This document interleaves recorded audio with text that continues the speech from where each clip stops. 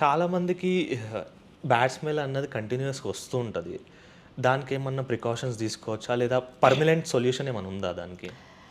So first bad breath అనేది ఎందుకు వస్తుందా అనేది మనం తెలుసుకోవాలి. ఫస్ట్ థింగ్ బ్యాడ్ బ్రెత్ రావడానికి గల రీజన్ ఏంటి అంటే పళ్ళ లోపల గార ఉండడం. ఓకే. సెకండ్ థింగ్ ఏంటంటే టంగ్ స్క్రేప్ చేయాలి. మనం ఓన్లీ బ్రషింగ్ చేసేటప్పుడు కొంతమంది టంగ్ స్క్రేప్ చేయడం వదిలేస్తారు, దాని నుంచి కూడా బ్యాడ్ బ్రెత్ వస్తుంది. ఈ రెండే అని చాలామంది అనుకుంటారు, అవి కాదు. ఇంకా కోమార్బిడిటీస్ ఏమి అంటే మనం అక్కడి నుంచి కింద వరకు వెళ్తాం అనమాట. ఇప్పుడు లంగ్స్లో ఏమైనా నిమోనియా ఉందన్నా కూడా మనకి బ్యాడ్ బ్రెత్ రిఫ్లెక్ట్ అవుతుంది. The main part is the gastritis.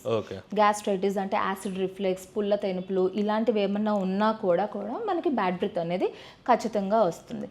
So ఇప్పుడు మనం నోరంతా క్లియర్ చేసేసాం, మనము ఏదైనా వాళ్ళకి గార ఉంది, క్యాల్కులస్ అంటాము, ఆ ప్లేగ్ ఉంది, అదంతా కూడా మనం క్లియర్ చేసేసాం. నోరు నుంచి మనము నోరు టంగ్ మొత్తం అంతా క్లియర్ ఎగ్జామినేషన్ చేసేసాం.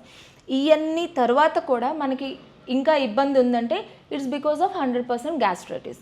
గ్యాస్ట్రైటిస్ ట్రీట్ చేసుకోమని చెప్తాం. అది చేసుకోవడం వల్ల ఏమవుతుందంటే బ్యాడ్ బ్రెత్ అనేది గ్రాడ్యువల్గా తగ్గుతుంది. ఇంకొకటి ఏంటంటే యూజువల్గా బ్యాడ్ బ్రెత్ ఇష్యూ ఎవరికి వస్తుంది అంటే ITM ప్లస్. వాళ్ళు పొద్దు నుంచి సాయంత్రం దాకా కంప్యూటర్లోనే కూర్చుంటారు, పక్క వాళ్ళతో మాట్లాడేది తక్కువ, ఓన్లీ సిస్టమ్ వర్క్ చేసుకుంటూ ఉంటారు. కాబట్టి ఒక 2 to 3 hours తర్వాత ఎవరన్నా వచ్చి ఏదైనా మాట్లాడినప్పుడు మనం ఒక్కసారి నోరు తెరిచినప్పుడు బ్యాడ్ బ్రెత్ అనేది వస్తుంది. అది ఎందుకు వస్తుంది అంటే 2 to 3 hours మన నోరు కదపం, లోపల సెలేవా అనేది మూవ్ అవ్వకుండా ఉంటుంది. అలా అవ్వడం వల్ల ఒక్కసారి నోరు తెరవడం వల్ల బ్యాడ్ బ్రెత్ అనేది తెలుస్తుంది. అలాంటి IT ఎంప్లాయీస్కి కొంచెం నోట్లో ఏమైనా వీలైతే chewing gum, like frequent sipping of water అలా చేసుకోవడం వల్ల కొంచెం వరకు తగ్గుతుంది. These are the small remedies.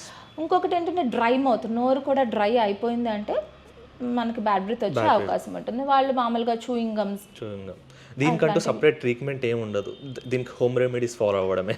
Treatment అంటే ఒకవేళ మనకి టీత్ నుంచి గమ్స్ నుంచి ప్రాబ్లం వచ్చింది అనుకోండి, అవి మనం ట్రీట్ చేస్తాం కదా. ఇప్పుడు గ్యాస్ట్రైటిస్ ఉంది, లంగ్ లో ఇన్ఫెక్షన్ ఉంది, ఇవన్నీ కూడా మనం ట్రీట్ చేసుకోవాలి. These are not like home remedies.